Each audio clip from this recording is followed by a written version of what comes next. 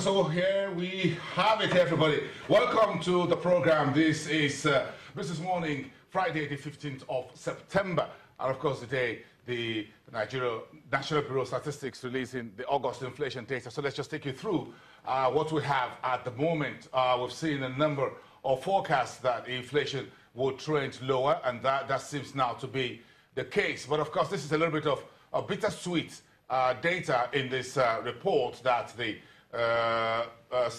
Statistics Office just pushed out about 30 minutes ago, 9:30 to be precise. Consumer Price Index, that's the overall headline, slightly down to 16.01% year on year, showing a 0.04 percentage points lower than the figure in the month of July. That was 16.05. This is the seventh consecutive decline in inflation in Nigeria since January 2017. And this lending a credence to a number of things you've heard here on the program and on social media about the state of the economy. Inflation slightly down.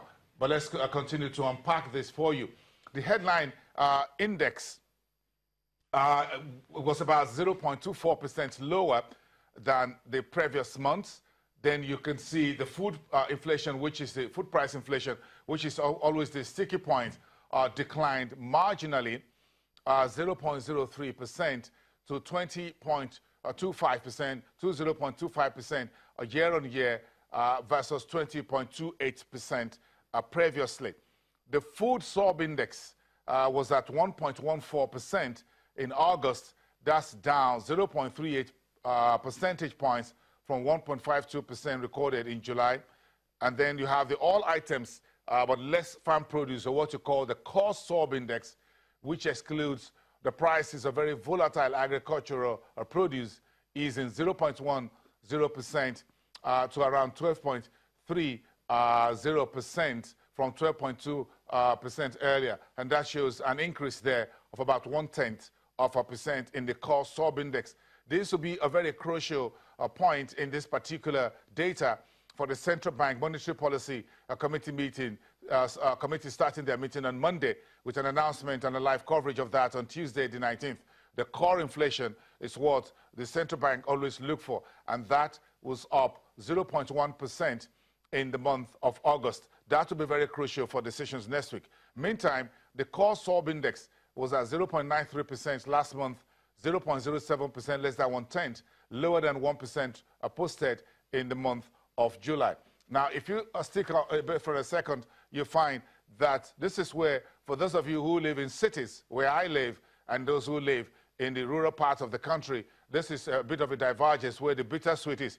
Inflation in cities or urban areas of Nigeria increased by almost 1% month on month from 16.04% in July to 16.13%. So inflation is much higher in urban parts of Nigeria, whereas in the rural areas, inflation was about down slightly from 16.08% to 15.91%. Inflation higher in urban areas, but slightly lower in rural parts of the country. That's a summary of a snapshot of the August inflation report as we have them this morning. And folks are all over the media already as we're having the tweets coming through from the Statistics Office and the Statistician General, Dr. Yemi Kale. But let's move on to one big story we saw this week.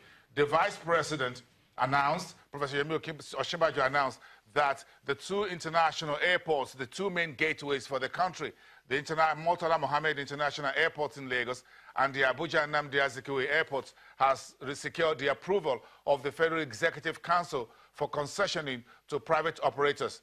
And today, or overnight, the junior and senior government airport employees under FAN, that's the Federal Airport Authority, says they are shutting down all the airports in Nigeria from next week. What's their grouse? They are protesting their employer's plan, that's the government, to concession the two airports in Abuja and Lagos. Government employers say they're going to shut down the government, their employers' properties at the airports. Now, the social media is all over this, and everyone is making comments on why the junior and staff airport workers are deciding to shut down, or decided they should shut down the airports because government says they have come to a plan, a conclusion that these airports, or part of these facilities, most important, the terminals and the cargo areas, should be privatized and leaving the landing parts and other areas for security purposes still in the hands of the government. Now the FAAN staff has said they are going on strike from next week. They're going to shut down all the airports across the country. You need to take that into your books and everything in the mix before, as you go for the weekend. Meantime, let's get into the business cycle. The Comptroller General of Customs, Colonel Ali Retired, says some free trade zones are now being used as camouflage for smuggling.